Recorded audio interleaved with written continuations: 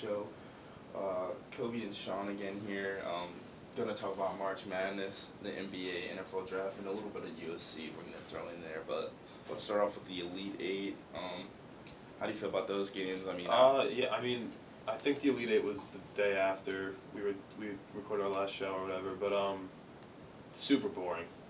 Like, I feel like there was no exciting games besides one, obviously. I mean, Gonzaga USC, 19-point win for the Zags, and I think we all expected that. Everybody had in the back of their mind that Gonzaga was going to win, but then in the front of your mind you're like, you know what, USC has the number 2 pick this year. They might catch up, but 19-point win, nothing special there. Gonzaga's good. Drew Timme went off that game, I think. What do you think about that one? Same as you, not really special. Gonzaga came out 19-point win. You thinking the game's going to be close. USC was playing pretty good, blew out Oregon the game before, so you're thinking, okay, maybe USC puts up a fight, has a chance, and they just didn't show up. So that was pretty terrible between those two. Gonzaga showed why they're the number 1 team and still undefeated. Yeah, I think I'm pretty sure the game started and Drew Timme was 8 for 8 with 16 points in the first 10 minutes. It was nuts, and I was listening to something else, and they said that Drew Timme's the most important player on the team, but he's not the best. Kispert and Suggs are better than him, but Drew Timme's he's the emotional foundation for that team. Oh yeah, Timme definitely brings. He brings a different factor than he brings the X factor to Gonzaga. So next game we'll go over to Baylor and Arkansas. Really expected again. I think Baylor is the best team in the country, and we'll find out tonight. But we'll talk about that in a little bit. But Baylor, so good. They're so good top to bottom, and then they have Davion Mitchell. They have Jared Butler, 2 top 25 picks this year. Masio Teague. Matthew Meyer is the 4 that comes off the bench. He has so much passion. The Mullet Bros. But yeah, really good game again. Not really a good game, but 9-point win. Kind of expected. What do you think about that one? Arkansas did fight. The score in the first half 38-46. 8-point lead, not too big there. Second half they didn't show up, but only scored 34 and got outscored by 1 by Baylor, who scored 35. But they played a pretty good game. I'd say that's one of the top games in the Elite Eight. You're expecting Baylor to win that, and they came out and did get that 9-point win. But Arkansas did put up a fight, so you got to give credit to them and that team over there.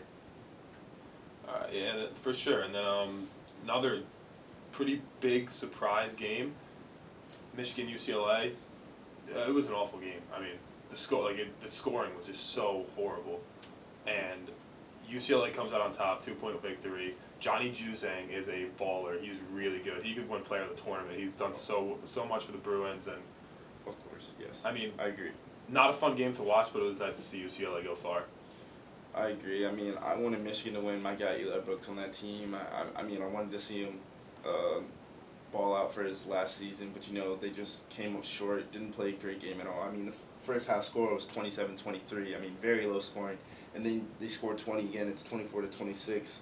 So it wasn't really much scoring in that one, like you said, but it was a pretty good game, the closest yet in the Elite Eight. So that was interesting to watch. Yeah, for my personal conscience, it felt good too, because the only team to be up by double digits on UCLA throughout this entire tournament is the Michigan State Spartans in a playing game on Thursday night. So technically, we should be in the Final Four. You know what I mean? We should be there. We should have played Michigan and beat them again. You guys definitely should be. We should be in the Final Four. We probably would have beaten Gonzaga too, honestly. Last game of the Elite Eight was Houston and Oregon State. I've been saying it all along, Oregon State is the hottest team in the country. They just re-signed their head coach for a 7-year extension. Great name too. His last name's Tinkle, I think. But I've said this all along. Houston is so fraudulent. They are such a fraud team, and I am so happy that what happened in the Final Four happened to them. We won't talk about it yet, but Oregon State, I wish they won it. Didn't come out. Houston won it. Didn't beat a single-digit seed throughout the tournament. Yeah, I agree. Oregon State was definitely a hot team. Like you said, last week we talked about it. Oregon State was the hottest team coming in, Pac-12 team. Not expecting them to do this, and they just showed up, balled out. But this game, they did not show up, especially the first half. 34-17 was the halftime score there. So Houston clearly showed out. Feel bad for Oregon State, the way they played. They played hard the whole tournament. What definitely wasn't expecting them to make it this far at all. I don't think anyone had them in the Elite Eight, and if you did, that's a crazy one there. But it was good to see them play good, and they fought at the end. Clearly, I mean, the score was only 6-point win. Houston won 67-61, but it's just tough to see them go away. And Houston showed up, but you know, just played better, I guess. Yeah, Oregon State came up short. So we'll circle back really quick. I mean, I don't think we talked about this game in the Sweet 16 because I think it happened after our last show. But UCLA Alabama, that was great. I mean, like that shot at the end by I forgot who shot it at Reese, but he hit that, went to overtime. UCLA dominated in overtime. Johnny Juzang proved he's one of the best players in the tournament. So, what do you think about that one? Speaking of that game, you're up 3. You should foul. You should clearly foul. You're up 3, and you foul them. They have to shoot 2 shots. They're not shooting 3. So in that situation, you just go. The clock stops. Doesn't worry about that. Just get the ball in. Foul them so they only shoot 2. And instead of that happening, instead of them getting that buzzer beater, you stop them. They shoot 2. It's a 63-62 game, I think. And then you inbound the ball. They have to foul you, so you at least chew a bit seconds off the clock. And you're shooting 2 free throws, and all you got to do is foul again, and you're straight. No, I agree. I think the team should do that every single time they're in that situation. 100%. But I don't know if we talked about the Sweet 16 at all, but another game, I mean, Oral Roberts, Arkansas was in the Sweet 16. Oral Roberts. I mean, that was heartbreaking. I was sick. I was sick of the Oral Roberts jokes, I'm going to be honest. I loved them at first, but like once we got to the Sweet 16, I was like, all right, this is getting a little old. So, I mean, I wish that Abmas or whatever his name is hit that shot at the end. I thought it was going in, it rimmed out, but I mean, nothing you can do. And honestly, I'm kind of happy that Arkansas's moved on over them. I wish Oral Roberts won that game. You know, I was kind of cheering for the underdog here. Cinderella story. That was going to be a great one, especially since my Cinderella team just didn't show up in Loyola Chicago. But that shot was just in and out. Nothing you can do about that. It was a great game. Oral Roberts played extremely well throughout the tournament, so that was unexpected. So, yeah. Definitely. All you can say about that one. But still, that Alabama UCLA game, how do you not foul? Like, that's just smart basketball. That's smart basketball. Like, yeah. You're a basketball player. You understand. I understand. Yeah. I think that you should do that in every situation you're in. Like if you're up 3 seconds on the clock, like a buzzer beater, it's either a buzzer beater 3 to go to overtime or you foul and win the game automatically. I'm fouling and win the game automatically every single time. Exactly. Smart move. Yeah. But that's all we have for this segment here. We'll come back shortly and talk about the next one, and we're talking about the Final Four. All right, we're back here again. Going to talk about the Final Four, and let me just say, Jalen Suggs is that guy. He is, but I mean, he is. I mean, one of the best moments of all time. I'd say it's top 3 shots in tournament history. I think that's one of the top games I think I've ever seen. I think the Final Four game between Gonzaga and UCLA was one of the best games, better than the past 2 years' championships. I would say it's number 2 behind the Villanova North Carolina game. I'd give it 3. 3? Who do you have? I have Chris Jenkins is number 1 because he hit that shot to win the national championship. Oh, like you can't get any feeling better than that. It was a buzzer beater national championship. Villanova won for the first time in a while, and then second I have the Christian Laettner, the shot. I mean, you get Duke Kentucky, that rivalry in a Final Four game. You hit that shot. If he doesn't hit that, Coach K's legacy is not what it is. You know what I mean? Yeah. So I think that's important. But like that Jalen Suggs shot, like more impressive than the other 2 probably, but like it just didn't have the same meaning. I feel like. No, I definitely agree. The Chris Jenkins one is definitely always going to be number 1. National championship, buzzer beater, game winner. Unless we get one tonight, yeah. Oh. Then it might be better. Might be better, but right now it's certainly Chris Jenkins. But yeah, I mean the Gonzaga UCLA game was nuts. There was like, I saw someone that said like there was like 19 lead changes and like 15 ties throughout the entire game. I mean I remember watching it with 6 minutes left and it was just, it'd be 88-86 Gonzaga, 88-88, 90-88 UCLA, 90-90. Like it just kept going back and forth, and that last shot, Johnny Juzang gets the layup at the end in overtime. Jalen Suggs runs down the court, chucks it, backboard, bang, and then he hops on the broadcast table to yell at a bunch of cardboard fans. Cardboard cutouts. He yells at cardboard cutouts. I mean, to each his own. I wouldn't do that though. I feel like I'd look stupid. I mean, it's the heat It's the of moment. It's the moment, I It's guess. the heat of the moment there, so I see where he's coming from. I mean, he said it in his interview. He wanted to feel like Kobe and Dwayne jumping on the thing. Yeah. But yelling at the cardboard fans, I mean, it's not the same. He's like up there. He's like, I'm that dude, and like there's just nobody reacting to him. There's no applause. Like, I mean, there's really. fans there, but it's more cardboard than Yeah. people. So the effect isn't the same. I mean, it's no Dwayne Kobe effect, but it's close, not at all. Close there. But yeah, I mean, overall, just a great game. Probably one of the best games I've ever seen. With actually sat down and watched. I think this so far is the best game in the tournament. 100%, yeah, definitely from this year, 100%. Probably from the last couple of years too. I mean, we had games in past tournaments where like Virginia shouldn't have won in 2019. I'll never give that up just because the worst call ever. Worst call on that three. Kyle Guy. Like, how do you end the national championship game on a bad call in the corner? It was the Final Four game against Auburn. It was the Final Four game. That was Auburn? Yeah, it was the Final Four against Auburn because the next game, national championship, they went and beat Texas Tech with ease. Not with ease. I think they won by 6 or 7. Like, yeah. They were in control though. But Auburn should have definitely been the team, and I think Auburn would have won it that year. So I think Auburn kind of, I'd be mad too. Yeah. I mean, talking about the other Final Four game, this one made me really happy. I hate Houston.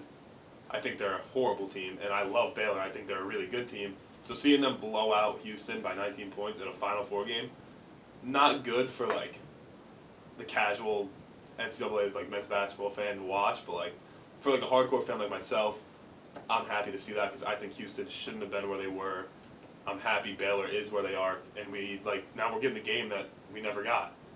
We were supposed to get Gonzaga Baylor early in the season.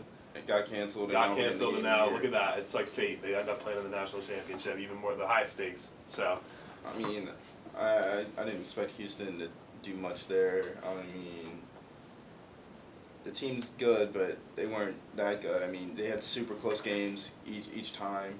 Had to beat a single-digit seed in the entire tournament. Houston beat Cleveland State, then they beat Rutgers on a fluke. So that's a 15 seed. They definitely should have lost at Rutgers, and we talked about that. Rutgers was up the whole game, and then they're up 1, get a turnover, and hit 2 free throws to sink the game there. Yeah, I mean, they beat a 15 seed, a 10 seed, and 11 seed, and then lost to and then a 12 seed too, and then lost to a 1 seed. They lost to a 1 seed by almost 20. Yeah, so. I mean, in the final, if you're a Final Four team, you shouldn't lose by 20. UCLA's a Final Four team. They lost by 3 of the best team in the country. It's the biggest stage, and Houston didn't show up. Quentin Grimes sucks. I hate Houston, but Baylor, I love. They're really good. They have great players. Like I said, Davion Mitchell is my favorite player in college basketball. I see Davion Mitchell, and I look at how he's built, and he just does not look like a basketball player to me. That dude He's a football player. Yes, he's built like a linebacker. Yeah. He is built different. And then he gets on the court, he makes one crossover. He's the quickest player on the court at all times. He just gets to the cup with ease and just scores. So that's the weirdest build of a guard I've ever seen. Look at NBA players; they're not even built like that. LeBron James, look at him. Yeah, I mean, look at Davion Mitchell and Jared Butler. They're 2 guards. They're 1 guard and 2 guard. Jared Butler looks like a basketball player. He's 6'5". He's skinny. He's a little bit toned, but not too much. Davion Mitchell is built. He looks like he belongs in the box, playing linebacker. I agree with you 100%. It's scary to see him like that, but then you got what's the guy with the mullet's name? Matthew Meyer. Matthew Meyer. I really like Matthew Meyer. That dude has a clip. He can drive. He can score. I love that. And then the mullet makes it all. That's the guy you see, and you're he definitely is from Texas. Well, you gotta give. You can't give all the mullet credit to Matthew Meyer though. I mean, his teammate, his mullet brother Jackson Moffitt, bench mob, one of my favorite players in college basketball too. He started. He's had the mullet all year. Matthew Meyer this is a tourney mullet for Matthew Meyer. It's different, But I do love Matthew Meyer. And I think he brings a ton of energy, and I think he's going to help with going to Drew Timme tonight or Corey Kispert. So let's talk about tonight, though. I mean, what do you think's going to happen? I'm going in. Here's one of my predictions. I'm going Baylor wins this game. After seeing how Gonzaga played against UCLA, all Baylor has to do is play how they've been playing and stop Timme. Because watching that Final Four game, Timme. He clearly was the it factor. Late in that game, I watched him. He would just blow by guys with ease, get layups. He scored, I think he scored 8 of their points I think they scored like 12. He scored 8 of them. All you got to do is stop Timmy and just play great defense. And Mitchell, defense player of the year. Yeah. Just get him on Suggs or one of the shooters. And this is where I think there's a matchup problem because Jared Butler is a great offensive player. I don't think he's that good on defense. Davion Mitchell is a great defensive player. He's good on offense. He's good all around. I think he guards Jalen Suggs, and that's his matchup for tonight, and I think that's fair. But then you have guys like who's guarding Corey Kispert? Masio Teague, maybe? I don't know. He's long. I mean, Corey Kispert's a shooter, but he can also get to the cup. I mean, it's going to be a tough matchup for Baylor against Gonzaga, but I kind of agree with you. I think Baylor's going to come out on top. I think they've been the best team in the country all year long, and if they didn't get a COVID pause, they'd be undefeated too. Like 100%. They would have won Pac-12 or the Big 12, whatever. Big 12. Big 12. And they wouldn't have lost Kansas in the middle of the year. So I think they would have been undefeated. But either way, I mean, I think Baylor's bigs are too big for Gonzaga. I mean, Timmy's a versatile guy. He's quick, but Baylor's bigs are just too big. Yeah, I mean, I do agree with you. I just don't think that it's like that cut in stone. I don't think that's the reason why Gonzaga will lose. I think Gonzaga loses because they mess up on something, like on a different front. And I think Baylor capitalizes on it. But that's all we have for this segment here. We'll come back shortly with the next segment. All right, we are back, and I got something to say. I have something to say. I mean, it's a good thing, and I'm happy for both sides. But it's a new era in New York. Gotham Green is back. Sam Darnold got traded to the Panthers. What do you think about that? I mean, I guess the Jets are making it clear they're going for a quarterback in the draft here. Carolina, they got Teddy and Sam Darnold now, so there's a fight down there for QB1. I mean, so this Teddy Bridgewater and Sam Darnold are like the exact same player. Oh, like they can't if they throw the ball too much, they're gonna throw too many picks. If they don't throw the ball enough, they're gonna have horrible stats and have the worst QBR in the league. So, I mean, that's gonna be interesting to watch for sure, and it'll be interesting to see if the Panthers go QB. But I don't know. As for the Jets, they got a second and a fourth next year and a 6th-round pick this year. I thought we could have gotten a second this year for Sam Darnold. Didn't happen, obviously, but I mean, overall, I'm happy with the trade. I think that's a good package for a player of Darnold's caliber. Like, he didn't play good in New York, obviously, but he has so much potential, and he was so good in college. He was a number 3 pick for a reason. Yeah. I mean, you got to give it to him. He was good. But overall, like, I think it's Wilson time in New York. It's Zach Wilson time. I was gonna say, who you guys gonna go with now? You need a quarterback. You know, you guys have the second pick, so Wilson it is. Yeah, I think it's Wilson. I mean, we can talk draft here for a little bit, but I mean, the first pick's obvious. I think we all know it's gonna be Trevor Lawrence. That's why Urban Meyer took the job in Jacksonville. Like, that's why Jacksonville's on the come up now. Second pick, I think Zach Wilson's a lock too. I agree with that. Zach Wilson. He had such a good pro day, and like he had a really good season this year. So I'm so excited about that. I can't wait to have a new person in New York. Like, we have a whole new regime. We have Sal in there, new offense coming in. Zach Wilson fits it really well. So I'm excited for that for sure. Number 3. I think 3 is up for grabs. I'm gonna go. This is where it gets tricky, 100%, because I think the obvious pick here should be Justin Fields. I do too. Like, it should be, but he's the guy that brought Big Ten football back. Like, literally, him single-handedly brought back Big Ten football. Like, but I've heard a lot of stuff about the Niners loving Mac Jones, which is just weird. Well, the thing is, I was watching ESPN stuff, NFL Network. I'm seeing Mac Jones was his pro day wasn't that great. I mean, he was overthrowing receivers. Bill Belichick was there as well, watching Mac Jones. So was Kyle Shanahan. They were just, you could just see the reaction in them when Mac Jones would overthrow guys. They were just wondering what's going on. Why is he doing this? Like, what's happening with this guy? Like, Mac Jones has receivers like Devontae Smith, Jalen Waddle. He during the season he was throwing perfectly, and then pro day he just was overshooting guys like crazy. Like, I mean, you gotta feel for a guy like Mac Jones because he hasn't started that many games in his college career. I think he started 17 or something. But you gotta make your throws, especially when you have receivers like that. Like, you gotta make your throws at your pro day. You gotta come ready, and obviously he came not ready. Like, he was unprepared. Like, I didn't see his pro day or any highlights from it, but if he was overthrowing people, which I think I've heard, I mean, I don't know why the Niners would trade up for him. Like, why would they trade up to 3 for Mac Jones when Mac Jones should probably be there at 12 or, like, wherever they are? The thing is, Devontae Smith, Jalen Waddle, both these guys, top receivers in this draft, talked very highly of Mac Jones. They said Mac Jones was better than Tua, and they played with Tua for 3 years. And they said Mac Jones is better than Tua, but then your pro day, you just don't show up. Like, yeah, it's weird, and that's why, like, I feel like the pick should be Fields. I could see it going Mac Jones. I could also see it going Trey Lance. He didn't play this year. He's in the FCS school or FBS, like the other one. North Dakota State, I think. Yeah, he's at North Dakota State. Another really good prospect. He was like he was consensus number 2 in this draft before this season, and he didn't play. Zach Wilson moved up the board. Mac Jones, Justin Fields, and now he's fallen. So I think that he would be a good fit in the Niners system with Kyle Shanahan, but you don't know, like I have no idea where they're going to go or why they traded up. Who knows if they're going to take a quarterback? You really have no clue. I think they're going to take a quarterback. I was about to say, if they don't take a quarterback here, I don't know what they're doing. Like, maybe they're trading up for Kyle Pitts. Speaking of Kyle Pitts, I think he's going to Atlanta. I don't agree with you. Don't? Ooh. I mean, I can see him going to Atlanta for sure, and I think Kyle Pitts is the best receiver in this class. Like, pure receiver. Like, he's a tight end, obviously. He's 6'6", great size. But he's a better receiver than Jamar Chase, Jalen Waddle, Devonta Smith, in my opinion. I think that they should go Fields or Trey Lance. Matty Ice he's getting old. Julio's getting old. You might as well start think for the future a little bit. And I think that Justin Fields isn't a quarterback that's going to sit. So I think maybe Trey Lance is a pick here at 4 if Mac Jones goes to 3. You can let Trey Lance develop. He didn't play this year. He's young, and he can sit behind a guy who won the MVP in 2016. So I think that they should take a quarterback here and let him sit. One other thing I've seen is that there's a mock trade here that Denver trades up and takes Fields. Yeah.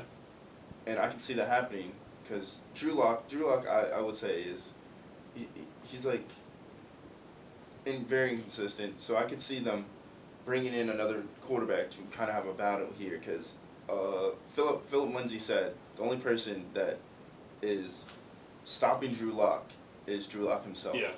So I can definitely see Denver trading up there and getting Justin Fields. For sure. I mean, I can see that. And if they're going to take Fields, it'll be this year. I think John Elway's he's not the GM anymore, and John Elway has this idea of the perfectly built quarterback. He loves all you have to be 6'6", you have to have a cannon for an arm, don't move that much, and Justin Fields is a versatile player, and I think that maybe this is the year the Broncos do take him. I mean, I like that move a lot actually. But moving on to pick 5, we got the Bengals. Now you think it's Chase, right? I feel like they're gonna go Sewell, but Joe Burrow has been pushing, very much so, to get his star receiver, Jamar Chase, to come play with him. And if that happens, I could really see that working out well because they played together at LSU. I mean, they were dominant, very dominant at LSU. He had Justin Jefferson and Jamar Chase. And I think Jamar Chase was that guy for Joe Burrow. So if they do this, I could see that working out very well. I mean, where's AJ Green's still in Cincinnati, right? No, he went to the Cardinals. Oh, yeah. So yeah, you lose your number one. Okay, I get where you're coming from completely. But let's talk about the play that almost, Cincinnati fans literally, almost watched their franchise crumble on one play last year when Joe Burrow got hit from the blind side. They need a tackle that's going to protect him. And I think Penei Sewell is by far the best prospect in this class. Well, not by far. Slater's really good too. But Sewell is it has to be the pick. That was their guy when they were at the second pick in mocks. At the third pick in mocks. That was the guy. Then they won a few games at the end of the season, got down to 5. I think they can still get their guy here. So I think Penei Sewell has to be the pick. I get where you're coming from with the Jamar Chase and what's the word I'm looking for here? The partnership with Joe Burrow, but I think Penei Sewell has to be the pick. Just you get your franchise quarterback last year, you get your franchise tackle the year after.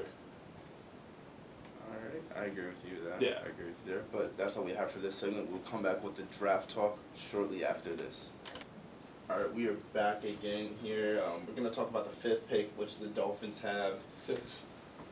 Oh, yeah, 6. But, I mean, before we talk about the 6th pick, I mean, Eagles traded that, full rebuild mode, 100%. I don't remember if we talked about that one or not, but... We talked about it last week because I was like, How are you gonna lose a game? You made Dallas fans mad. Oh yeah. You lose a game on purpose because you put in Josh McCown, which you clearly could have won, but you put in Josh McCown.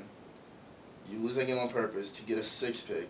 Wait, I think it was 6 instead of 9th pick, and then you're gonna trade away the 6th pick to get what pick do they have? The 12th. So pretty much you lose that game to go back 3 spots. 3 spots. Well, maybe 6 a little spots more and capital. 3 spots. So like it doesn't make any sense. Yeah, I don't know, but I mean the Dolphins are there now, so we'll talk about that. I think they go Jamar Chase. I agree. They go with receiver here. They go receiver. That's fair. I mean, whether it's Jamar Chase, Devonta Smith, Kyle Pitts, you go receiver. If Kyle Pitts is on board, I mean they're gonna get somebody for Tua to throw to. I think they have to. That's like the most like lock I have because their defense is already set for the future. They have guys like Byron Jones, a ton of young guys that are super good. So, that might be the easiest pick to mock in the entire draft, besides the top 2. 7 with the Lions. What do you think here? So some say that if Mac Jones is taken by the 49ers, the Lions here go and take Fields, which I think is smart. Jared Goff, I don't think he's a good quarterback, really. I really don't think he's a good quarterback. He's played terrible the past few years. I mean, the Super Bowl season, I think his defense was the main thing there. He's a system guy. Yeah. He was a product of McVay's system, and I don't think he's going to be a product of who's in Detroit now, the crazy guy, Dan Campbell, the crazy head coach.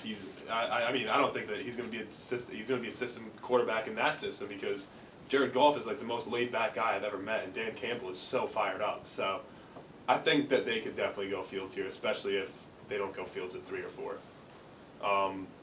100%. Round 1, pick 8 though. This is tricky because I don't know where the Panthers go. They just got Darnold, so I don't know if they go QB. They have a competition already, and like you want to bring in a 3rd guy, someone's gonna get cut, and like then you just like you can't cut Darnold because you just traded picks for him. It's literally just gonna be a loss of assets. So going back to what I said earlier about Pitts maybe going to or Jamar Chase going to Cincinnati. This year is where Sewell gets picked, and he gets picked by the Panthers. I mean, I respect the opinion. I'm gonna be honest. I respect the opinion a lot, but I just can't see the Bengals not going with Sewell. Like I think that's a lock to me. I mean, 1 and 2 are locks. Lawrence Wilson. 3 is a toss up. 4 is a toss up. 5 is Sewell. It has to be. I mean, like Burrow almost lost his entire playing career a year ago, and like, if you're, I don't know who the Bengals GM is now, but if you're the Bengals GM, you're not going to let your quarterback get hit like that again. Like, he was out for the entire year, and he was playing really well. He would have been the offensive rookie of the year, probably. Yeah. So, I don't know. I mean, I think it just has to be Fields. Or, I mean, Sewell. Yeah. And then going back to the 7th pick about maybe Justin Fields going to Detroit. If that doesn't happen, if he does stay going to the 49ers, then I think the Lions get a threat, and they take Jalen Waddle. Yeah, I can see that. So, I can definitely see that. Since they lost Kenny... Did they lose? Yeah, they lost Kenny Galladay. He's on the Giants now. So you're going to pick up Jalen Waddle because who do you have there? Danny Amendola. I mean, jeez, that is... Yeah, Danny Amendola, Marvin Jones. The Lions have some pretty bad receivers, especially with Galladay going. I think you got Marvin Jones, Amendola, and... Hawkinson. I mean, Hawkinson's a baller. He's nice. Hawkinson's good. So that's probably...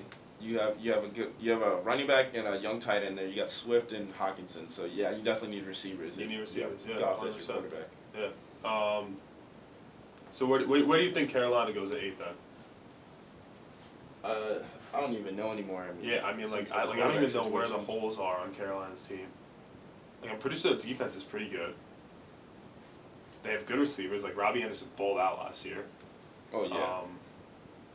They have 2 quarterbacks now. Yeah, one of the best. Top Chris McCaffrey, yeah. Top running back in the league. Yeah, best running back in the league. I mean, I don't know where they go. Maybe you get a wide receiver 1 and move Robbie Anderson to wide. No, they have DJ Moore. Yeah, they don't. They really. I don't know. I mean, I guess they go defense here. Because I could see like a Michael Parsons from Penn State. For sure. Definitely could see Michael Parsons here. Speaking of Michael Parsons, at 9, I think Denver takes Michael Parsons, get another edge rusher. I could see that for sure. I could also see the Broncos going receiver though. Broncos going receiver? Right. Who do they have right now? Cortland Sutton. They got what's Jerry Jeudy. They won receiver Jerry last year. Jeudy. Yeah, They got 2 receivers last year. Hamilton. Yeah, and Jerry Jeudy, I think. Yeah, so they got. Yeah, no, they're not going receiver. Never mind. Yeah, I can see Micah Parsons there too. It's just I don't know what. It depends on what Carolina does. It does. Also, Those 2 are up for grabs. I could also see Denver trading up, like you said, and then grabbing a quarterback. The Cowboys. They're going Patriots. They have to. They have need a to. I mean, quarterback. they have no secondary at all, so I think they have to. They need a quarterback there. Giants at 11. I don't know where they would go here. I mean, Danny Jones isn't cutting it. He's not good. But I mean, I think they give him another year. Give him his 3rd or 4th year now, I think. I don't think they go receiver here. Well, I was about to say the one thing says Jalen Waddle, but I don't think they go Jalen Waddle here. They go Rashawn Slater, get an offensive line. I think they go line. I think they definitely go line. I think they go Rashawn Slater. Now the Eagles at 12. This one is definitely up for grabs. I don't know what they want. I mean, they need everything. That's the thing. I mean, they should go receiver. Looking they at could this, not even should. They could go receiver. They could go line. They could go corner. Yeah, I mean, they could go anywhere really. This thing here has Slater. It has Slater, Jace Horn at corner, or Devontae Smith. So this one's up for grabs. Don't know who. I could see J.C. Horn going for sure. He's a good player. After that, we have 13, the Chargers. This one has Elijah Vera Tucker. I think that's really. Wait, did they just pick up an O-guard though? And free agency, I feel like they did. I think who they picked up. They either picked up a guard or a tackle, but like I can see Tevin Jenkins here, a tackle from Oklahoma State, or like Alex Leatherwood, he's a tackle from Alabama, or even or they could go Elijah Vera Tucker here and get a guard, but I don't remember which one they went with in free agency, but they brought somebody in, I know that. Vikings at 14 definitely need an offensive line. I think they need a left guard. I mean, the guard they signed again for free agency. My friend's a Vikings fan. He showed me clips of this guy. This guy is just terrible. Dude cannot block to save his life.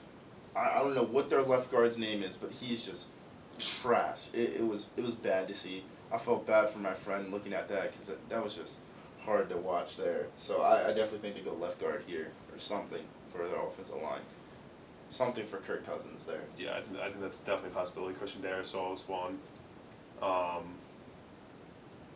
Yeah, 100%. Sam Cosmi maybe. After that we have the Patriots, and this one's an interesting one too, right here, because who knows what quarterback's going to be on the board. The Patriots need a quarterback, even though they just re-signed Cam. Don't think they need an edge rusher. They have a pretty good defense. I mean, they need a receiver every year, but they also do so good with these no-name receivers. So I don't know where they go here. I mean, this CBS hasn't taken Devonta Smith. I could see that. I can see that too.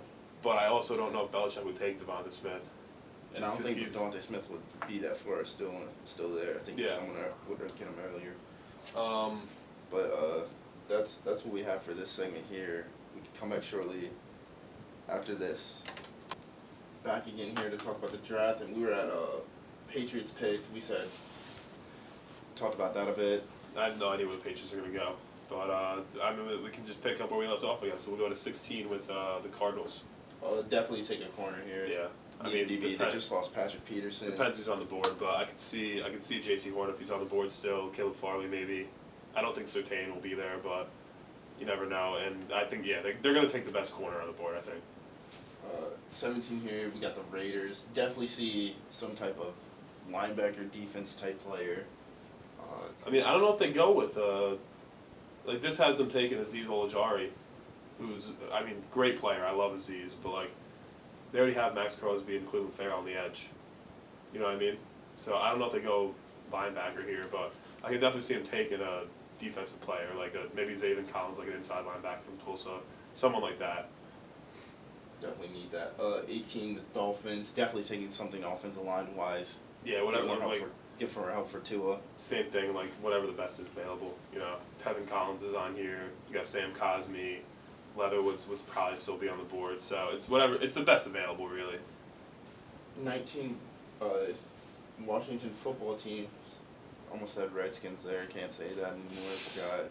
It's kind of still stuck in there, but the football team name's kind of sticking now though. Kind of like a football team. I think they go a receiver here, get more help. I mean, they got a could see receiver it. last year. Who was their receiver last year? I mean, I know they have Scary Terry. Yeah. He's a captain. But like, I mean, maybe go like a tight end here, like a Freermuth or something. Just get another weapon because like they're bringing in Fitzpatrick, and Fitzpatrick's gonna ball. We all know that. Like he's gonna do his thing. Fitzpatrick just balls out wherever he goes. I mean, like just get him a weapon. Honestly, like their defense is already so good. They have the best front line in football, like the best young front line in football. We'll say that. Yeah. I think I can see him going receiver here. I can see him going tight end. Their running back Antonio Gibson, he played pretty well. I mean, I can see him going like get like a Najee Harris and just have a workforce like a Derrick Henry kind of player. Yeah. They just got to do something on offense, 100%. Yeah, the defense is set. It's just offense wise. I mean, got to get a weapon. You already got Fitzpatrick, so you don't have to worry about quarterback wise. And if Fitzpatrick goes down, I mean, Tyler Heineke showed in the playoffs that he's a baller. He can do it, and so definitely need a receiver there, or some type of offensive help for Fitzpatrick. Agreed. 20, we got Chicago, definitely going a lineman. I mean, Chicago could take anything in this draft, and I'd be like, oh, that makes sense. You know what I mean? Like, that is such a dumpster fire. They brought Andy Dalton in to start a quarterback. I just don't know. I mean, I could see them taking a lineman here for sure. I could see him taking the DB probably, because Kendall Fuller just left, I think. Yeah, so anything really. Anywhere Chicago goes, I'd be like, oh, okay. Like, it's like, they're one of those teams. Kind of like the Eagles. Anything goes. Yeah. Anything.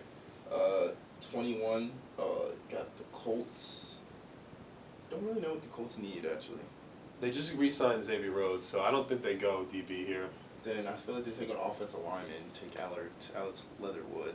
Yeah, I can see that. I mean, they also have, their line is good, and like that would just set up the left side for a while with Quentin Nelson and Leatherwood there, so I could definitely see that 100%.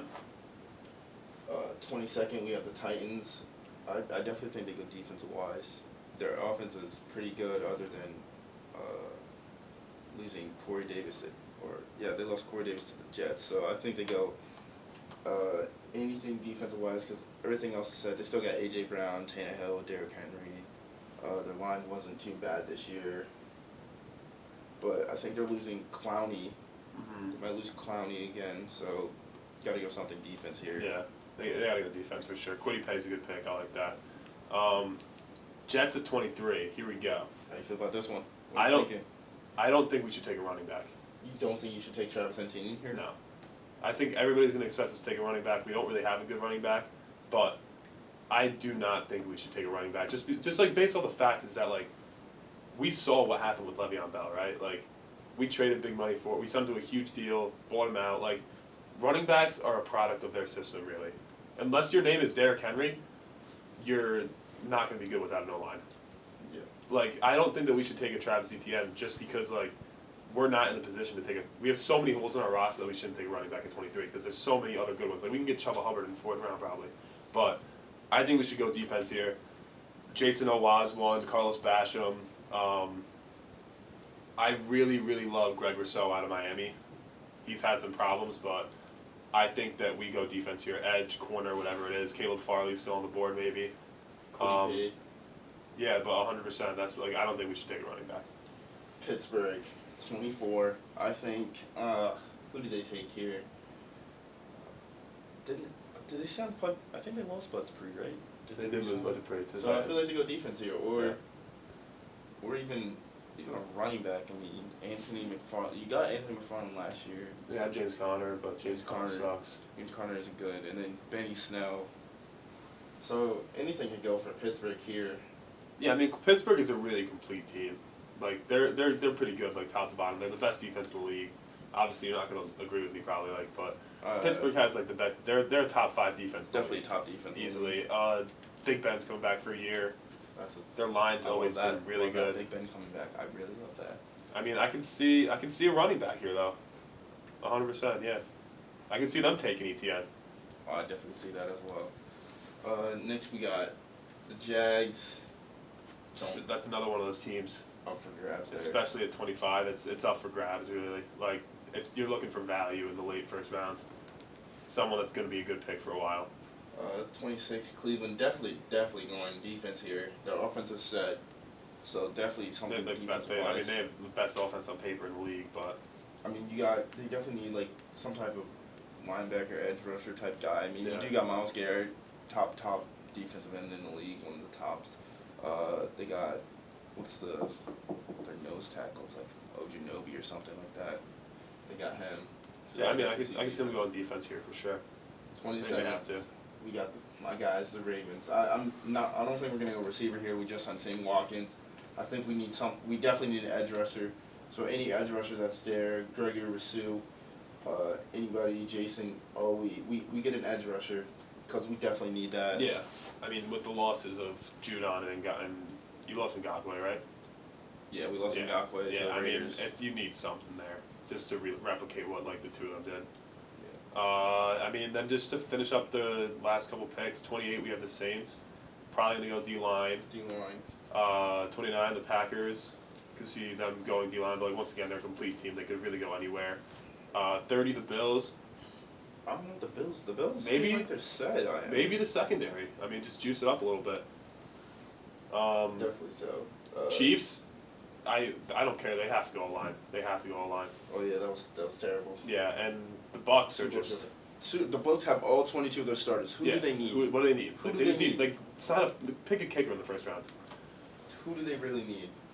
But I mean, the Bucks clearly are trying to make a run for the Super Bowl. You have all 22 starters. I've never seen this before in my life. Yeah. You have all 22 starters again, so Bucks are the team to watch out for this year. But that's all we have for this one. We'll come back with our last segment of the day.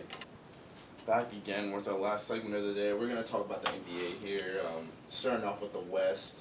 Yeah, we haven't talked about the NBA in a while, so definitely some updates. I think that, I mean, at the top of the West, you got the Jazz. Jazz are playing great. So great. I mean, like, they just make every three they take. Every single three they take, it goes in. They went, like, I think they hit, like, 19 in the first half the other night.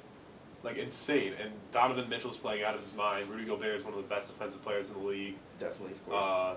You got guys like Joe Ingles, just absolute sharpshooter. And they're just a really, really good, well-rounded team. They're coached by Quinn Snyder, great coach. So I think the Jazz actually have a shot to go kind of far in the West. I agree with you here. I mean, the second best team, you got the Suns here, and I think here's the Chris Paul effect here. Chris Paul, anywhere he goes, the team is good. I mean, last year he went to Thunder. They weren't even. They were projected like last or something. He made them fifth in the seed. This year, the Suns, who literally finished last season, he's there. Him, Devin Booker, DeAndre Ayton, those guys balling out, and now you're the number 2 seed in the West with teams like the Lakers with LeBron and AD, Portland Trail Blazers. You got Dalla Dame, and then the Clippers, who always seem to just never can figure themselves out with Kawhi and Paul George there. I mean, I don't know what's going on there. Circling back to the Suns, it's like the Suns are the perfect team for Chris Paul. Like if you could take every single team in the NBA, and what team is the best team for the Chris Paul to go to, it's the Phoenix Suns. Like he's the veteran of the NBA. Like he's the like most like veteran player you can think of. He's the glue to a team. He's definitely the glue to a team. Yeah, so like you get a team with like all those young players like Devin Booker and DeAndre Ayton, McCall Bridges, like all those guys, and you put Chris Paul there, who's been to like important games. He's played in the playoffs. He's played all around. Like that's what they needed, and I think it worked out really well for them. Obviously, next third seed we got the Clippers. Can't get out in our own way.